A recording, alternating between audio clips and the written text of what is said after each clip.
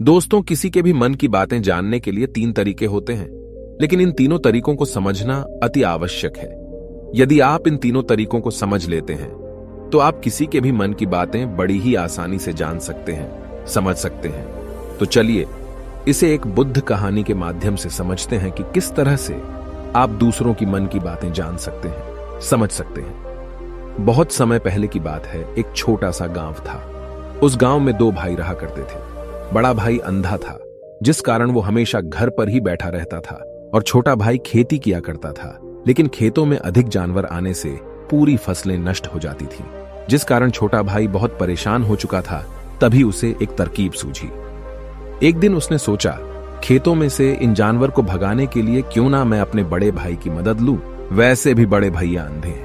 अगर वह खेत में बैठे रहेंगे और जानवरों की आहट आने पर वो उन्हें जोर से चिल्लाकर भगा सकते हैं, जिससे हमारी फसलें बच सकती हैं। इसलिए उन्हें मैं खेत में बिठा देता हूं। ये सब सोच विचार करने के बाद उसने अपने खेत में ही एक छोटी सी झोपड़ी तैयार की और अपने अंधे भाई को उस खेत में बिठा दिया और उनसे कहा, भैया, यदि कोई जानवर की आहट आपको सुनाई दे तो आप जोर जोर से चिल्लाना। ये सुनकर वो जानवर यहां से भाग जाएंगे और हमारी फसलें नष्ट होने से बच जाएगी। बड़ा भाई अपने छोटे भाई की बात मान लेता है और वो उस दिन से खेत में ही रहना शुरू कर देता है। जब भी किसी जानवर की आहट उसे सुनाई देती तो वो तुरंत जोर जोर से चिल्लाना शुरू कर देता, जिससे वो जानवर उसके खेतों से भाग जाते। ऐसा करते करते कई दिन बीत चुके थे। तभी एक दिन उसके खेत में एक हिरण भागता हुआ आता है और वह खेत के बांध को तोड़कर वहां से भाग गया। लेकिन उसी हिरण का पीछा करते हुए एक राजा भी उस खेत में आ पहुंचा। तभी राजा की नजर उस अंधे भाई पर पड़ती है। राजा उस व्यक्ति से कहता है, देखो, मैं यहां पर एक जानवर का पीछा करते हुए आया हूं। क्या तुमने उस जानवर को यहां पर देखा है? इस पर वो व्यक्ति कहता है, हे राजन, मैं तो अंधा हूं। मैं भला किसी जानवर को कैसे देख सकता हूं? लेकिन मैं आपको इतना जरूर बता सकता हूं कि जो जानवर मेरे खेतों से होकर भागा है वो आपके लायक नहीं है। आप उसके पीछे अपना समय यूं ही व्यस्त कर रहे हैं। राजा उस अंधे व्यक्ति की बात सुनकर बड़ा अचरज में पड़ गया। वो ये सोचने लगा कि आखिर ये तो अंधा है, फिर इसे कैसे पता कि जिस हिरन को मैं तलाश रहा हूं वह हिरन मेरे लायक है ही नहीं। ये अंधा व्यक्ति मुझे कैसे बता सकता है? तभी राजा उस अंधे व्यक्ति से कहता है, कहीं तुम मुझसे झूठ तो नहीं कह रहे? एक तरफ तुम ये कहते हो कि तुम अंधे हो और दूसरी तरफ तुम ये भी कह रहे हो कि जो जानवर यहां से भागा है वो मेरे लायक नहीं है। इस पर वो अंधा व्यक्ति कहता है, हे राजन, जिसे आप एक हिरण समझ रहे हैं, असल में वो एक हिरण नहीं है बल्कि एक हिरणी है, और वो भी गर्भवती है। और जहां तक मुझे ज्ञान है, मैंने कभी किसी राजा को किसी गर्भवती हिरणी का शिकार करते हुए नहीं सुना है। और इसी कारण मैं आपसे ये कह रहा हूं कि वो हिरणी आपके लायक नहीं है। आप उसके पीछे अपना समय व्यर्थ ना करें।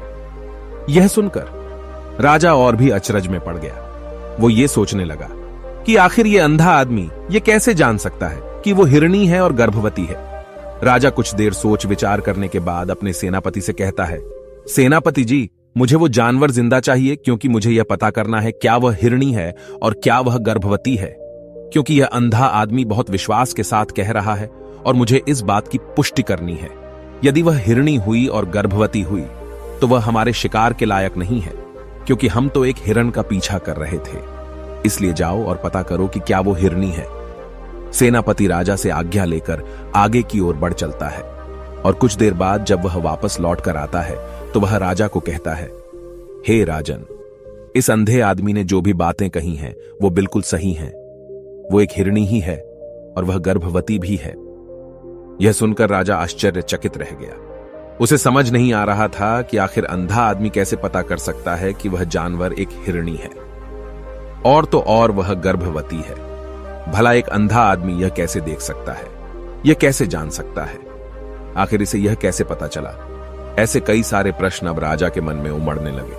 अब राजा ने यह ठान लिया था कि मुझे इस बात की तह तक पहुंचना ही है कि आखिर यह अंधा आदमी कैसे जानता है कि वह जानवर एक हिरणी है। यह सोचकर राजा उस अंधे आदमी के पास जाता है और उस अंधे आदमी से कहता है, देखो, मैं ये तो नहीं जानता कि तुम सचमुच अंधे हो या नहीं, लेकिन मैं तुमसे एक बात जानने आया हूं। क्या तुम मेरे प्रश्न का सही सही जवाब दोगे?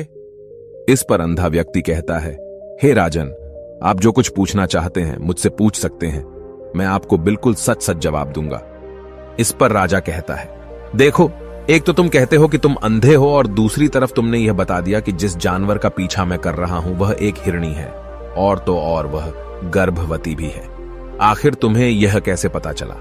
तुम्हारे खेत में और भी तो जानवर आते होंगे, और भी तो जानवर यहां से गुजरते होंगे, फिर तुमने यह कैसे अंदाजा लगाया? तभी वह अंधा व्यक्ति राजा से कहता है, हे राजन, आप जिस हिरणी का पीछा कर रहे थे वही हिरणी जब मेरे खेत में आई, उसकी रफ्तार और उसके भागने की आहट से मुझे यह एहसास हो चुका था कि यह एक हिरणी है, और मेरे खेत की जो बांध है वह बहुत छोटी है, उसकी ऊंचाई ज्यादा नहीं है।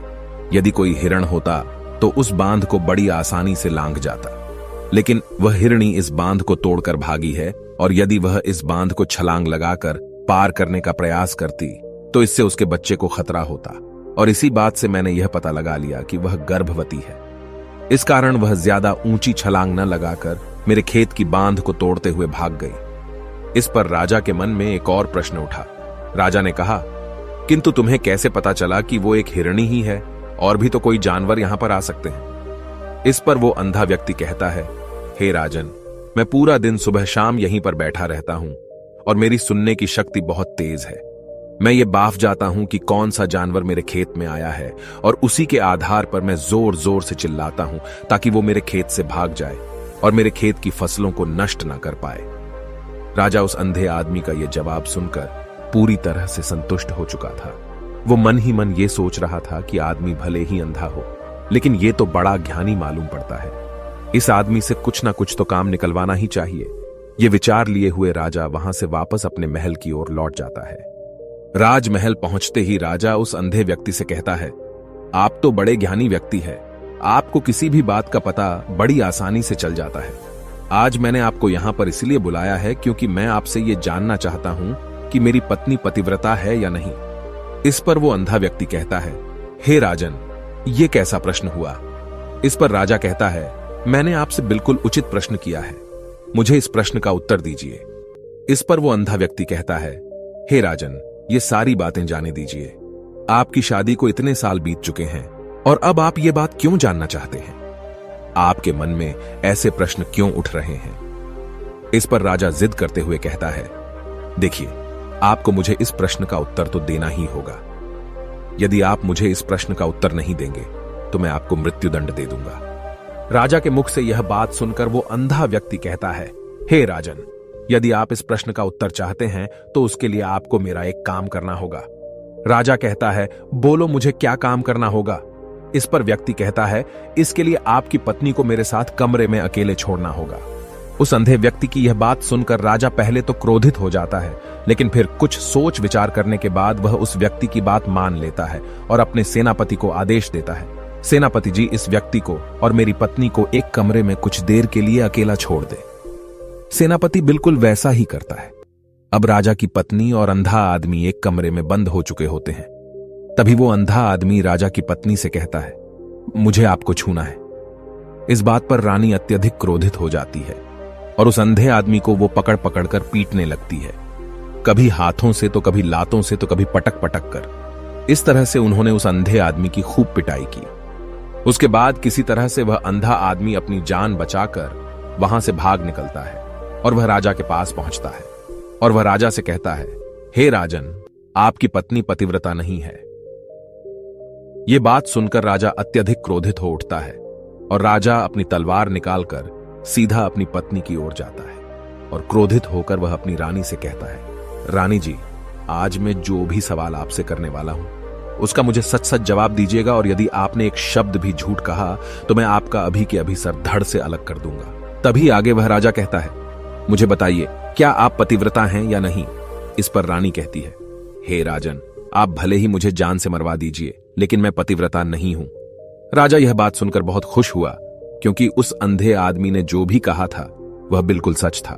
यह बात सुनकर तुरंत ही राजा उस आदमी के पास पहुंचता है और आकर उस अंधे आदमी से कहता है, तुम्हें कैसे पता चला कि मेरी पत्नी पतिव्रता नहीं है? इस पर वह अंधा आदमी कहता है, हे राजन, बड़ी सीधी सी बात है। मैंने तो आपकी पत्नी से बस इतना ही कहा था कि मुझे आपको छूना है, और इस बात पर वह इतना क्रोधित हो उठी कि उन्होंने गुस्से में आकर मुझे लात घूंसों से पीटना शुरू कर दिया। और भला कोई औरत किसी और मर्द को कैसे छू सकती है, लेकिन उन्होंने न आव देखा न ताव, बस लात घूंसे मुझ पर बरसाने शुरू कर दिए। वह भी तो एक छूना ही हुआ, और एक पतिव्रता नारी कभी भी पराये मर्द को नहीं छूती। जब मैंने उसे छूने के लिए कहा था तो वह उस वक्त मुझे मना कर सकती थी, लेकिन उन्होंने तो मुझे पीटना शुरू कर दिया और देखते ही देखते उन्होंने मेरे पूरे शरीर को छू लिया। अब आप ही बताइए, ऐसी स्त्री भला पतिव्रता कैसे हो सकती है? इस पर राजा कहता है, तुम तो बड़े ज्ञानी मालूम पड़ते हो। अच्छा ठीक है, चलो तुम मेरे एक प्रश्न का और जवाब दो। यदि तुमने मुझे इस प्रश्न का सही जवाब दे दिया तो मैं तुम्हें यहां से जाने दूंगा। आगे राजा उस अंधे आदमी से कहता है कि तुम मुझे यह बताओ, क्या मैं सच में अपने पिताजी का ही बेटा हूं या फिर किसी और का? इस पर वह अंधा भी कहता है, हे राजन, इस बात से आपका क्या लेना देना? आप किसी की भी औलाद हो, आखिर आप हैं तो इस राज्य के राजा, इसलिए इस प्रश्न को जाने दीजिए। लेकिन राजा कहता है, नहीं, मुझे इस प्रश्न का सही जवाब चाहिए, अन्यथा यह प्रश्न मुझे हमेशा परेशान करता रहेगा। इसलिए मैं इसका सही जवाब जानना चाहता हूं। यदि तुम इसका सही जवाब दे देते हो तो तुम यहां से जा सकते हो, मैं तुम्हें नहीं रोकूंगा। इस पर वह अंधा आदमी कहता है, हे राजन, इसके लिए तो मुझे आपके मां के पास भी जाने की कोई आवश्यकता नहीं है। मैं आपको अभी यह बता सकता हूं कि आप किसकी औलाद हैं, लेकिन उससे पहले मैं चाहता हूं कि आप मुझसे एक वादा करें कि आप मुझ पर क्रोध नहीं करेंगे। राजन ने कहा, मैं तुमसे वादा करता हूं, मैं तुम पर क्रोध नहीं करूंगा। इसके बाद वह अंधा आदमी राजा से कहता है, हे राजन, आप है तो अपने ही पिता के पुत्र, लेकिन आप पर एक कंजूस सेठ की छाया पड़ी हुई है। यह सुन राजा बहुत क्रोधित हो उठा और वह तुरंत तलवार निकालकर अपनी मां के पास जा पहुंचा। वह वहां पर पहुंचने के बाद अपनी मां से कहता है, मां, मुझे सच बताइए, क्या मैं अपने ही पिता का पुत्र हूं या नहीं? यदि आपने मुझे सही नहीं बताया तो वह यहीं पर अपने प्राण त्याग दूंगा। मुझे बताओ क्या सच है? इस पर उस राजा की मां कहती है, बेटा, तू है तो अपने ही पिता का पुत्र, लेकिन तुम्हारे ऊपर एक कंजूस सेठ की छाया पड़ी हुई है। जब मैं एक बार नहाने के बाद अपना मुंह आईने में देख रही थी, तभी उस कांच के पीछे मुझे एक कंजूस सेठ नजर आता है और उसी की छाया तुम पर पड़ चुकी है। यह सुन राजा बहुत खुश हो जाता है और वह तुरंत दौड़ा वापस उस अंधे आदमी के पास पहुंचता है और उस अंधे आदमी से कहता है, तुम्हें यह कैसे पता चला कि मुझ पर एक कंजूस सेठ की छाया पड़ी हुई है? इस पर वह आदमी कहता है, हे राजन, आपने मुझसे कई सारे सवाल पूछे जिनका जवाब मैंने आपको सही दिया है। यदि कोई और राजा होता तो मुझे इसके बदले में ढेरों सारे इनाम मिल चुके होते, लेकिन अब तक आपने एक फूटी कौड़ी तक नहीं दी है। इस बात से ही मैंने अंदाजा लगा लिया था कि आप बहुत कंजूस हो। यह बात सुनकर राजा जोर से हंसने लगा और कहता है कि आप जो भी मांगेंगे वह मैं आपको अवश्य दूंगा, लेकिन मुझे यह बताओ कि तुम्हें कैसे पता चल जाता है कि कौन सी बात सही है और कौन सी गलत? तुम किसी भी बात का इतना सटीक और सही जवाब कैसे दे पाते हो? इस पर वह अंधा आदमी कहता है, हे राजन, मैं तो वैसे ही अंधा हूं। यदि मेरी आंखें होती तो मैं किसी की भी मन की बातें बड़ी सरलता से जान लेता। मन की एक भाषा होती है और यह भाषा मनुष्य के शरीर के व्यवहार के रूप में देखी जा सकती है। उसकी आंखों से, उसके होठों से, उसके काम करने के तरीके से, उसकी क्रियाओं से पता किया जा सकता है कि उसके मन में क्या चल रहा है। उसके आधार पर हम किसी के भी मन की बातें जान सकते हैं। लेकिन मैं तो अंधा हूं, मैं देख नहीं सकता, इसलिए मैं क्रियाओं से देखता हूं। यदि मुझे कोई बात जाननी हो तो अगले आदमी को कुछ काम देना पड़ता है, जिस पर वह व्यक्ति किस प्रकार काम करता है, किस तरीके से इस काम को करता है, उसके आधार पर ही मैं यह पता कर पाता हूं कि उसके मन में क्या चल रहा है। तभी वह राजा कहता है, तो क्या इसका अर्थ यह हुआ कि मैं भी किसी के मन की बातें जान सकता हूं? इस पर वह अंधा आदमी कहता है, हे राजन, अवश्य आप भी किसी भी व्यक्ति के मन की बात जान सकते हैं, किंतु उससे पहले आपको अपने ऊपर काम करना होगा, और वह काम है अपने मन को शांत करना, अपने मन को वर्तमान में लाना होगा, जिसके लिए मैं आज आपको 3 तरीके बताने वाला हूं। और ये तीनों ही तरीके बड़े ही आसान और सरल हैं। किंतु हे राजन, उससे पहले आपको एक काम करना होगा, अपने मन को एकाग्र करना होगा। जब हम अपने मन को एकाग्र करते हैं, अपने मन को वर्तमान में लाते हैं, तो हम दूसरे के मन की बात जान सकते हैं, क्योंकि वह आदमी अभी भी अपने मन में वर्तमान में ही सोच रहा है, और हमें भी मन को वर्तमान में ही लाना होगा। तभी हम उसके मन की बातें जान सकते हैं। यदि हम अतीत में हुई घटनाओं के बारे में सोच रहे हैं, तो वह जो अगला आदमी वर्तमान में सोच रहा है, वर्तमान में अपने मन में बात कर रहा है, वह हम कैसे जान पाएंगे? क्योंकि हम तो अतीत की घटनाओं में डूबे हुए हैं। इसलिए किसी के भी मन की बात जानने के लिए सबसे पहले हमें हमारे मन को एकाग्र करना होगा, उसे वर्तमान में लाना होगा। आगे वह व्यक्ति राजा से कहता है, हे राजन, जो 3 तरीके मैं आपको बताने वाला हूं, इन 3 तरीकों से बड़ी आसानी से किसी के भी मन की बातें जान सकते हैं। उसके बाद वह अंधा आदमी राजा से कहता है, हे राजन, जो सबसे पहला तरीका है वह है आंखों पर ध्यान देना। किसी व्यक्ति से बात करते वक्त उसकी आंखों में देखना, उसकी आंखों पर ध्यान देना जो सबसे ज्यादा जरूरी है, क्योंकि आंखें बोलती नहीं पर बहुत कुछ कह जाती हैं। यदि हम किसी व्यक्ति की आंखों के इशारों को समझना सीख जाएं, हम यह जान पाएंगे कि व्यक्ति के दिमाग में क्या चल रहा है, वह क्या सोच रहा है और अभी वह क्या करने वाला है। मेरे पास आंखें नहीं हैं, लेकिन मैंने अपने गुरु से यह विद्या सीखी है, क्योंकि बहुत सालों पहले मेरे पास आंखें थीं और मैं उस वक्त लोगों के मन की बातें केवल उनकी आंखों से ही जान लेता था।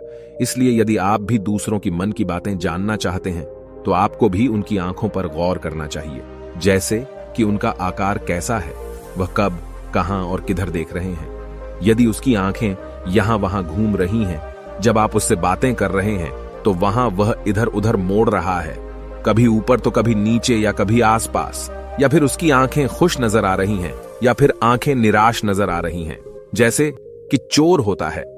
उसकी आंखों में जब हम देखते हैं तो हमें यह पता चलता है कि अगले आदमी ने कोई गलती की है।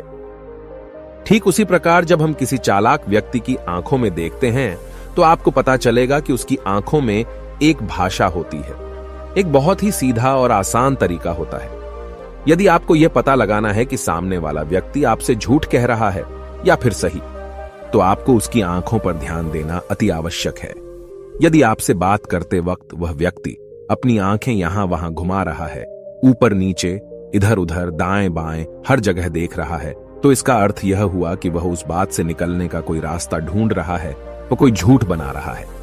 यदि सामने वाला व्यक्ति आपसे कुछ झूठ कहने का प्रयास कर रहा है, तो वह आपसे नजर नहीं मिलाएगा। वह यहां वहां देखेगा, ऊपर नीचे देखेगा, लेकिन वह आपकी आंखों में आंखें डालकर कभी नहीं देख पाएगा, क्योंकि उसे डर है कि यदि उसने आपकी आंखों में आंखें डालकर देखी तो उसका झूठ पकड़ा जाएगा और लोगों को सच्चाई का पता चल जाएगा।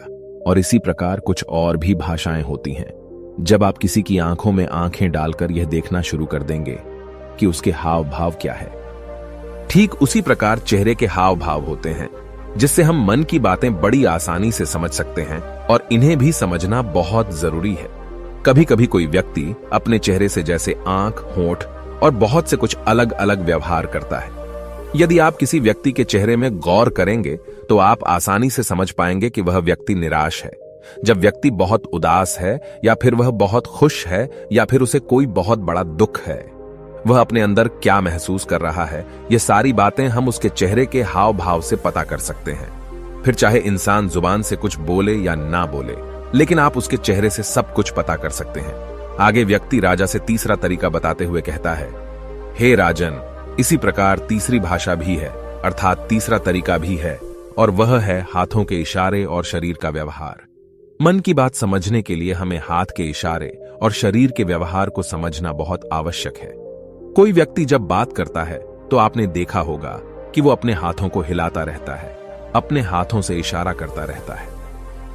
बातों के साथ साथ अपना शरीर का जो व्यवहार है, अर्थात बॉडी लैंग्वेज, उसका भी पूरा उपयोग करता है, जिससे हमें यह पता चल पाता है कि वह व्यक्ति हमारी बातों पर कितना ध्यान दे रहा है और उसके मन में क्या चल रहा है।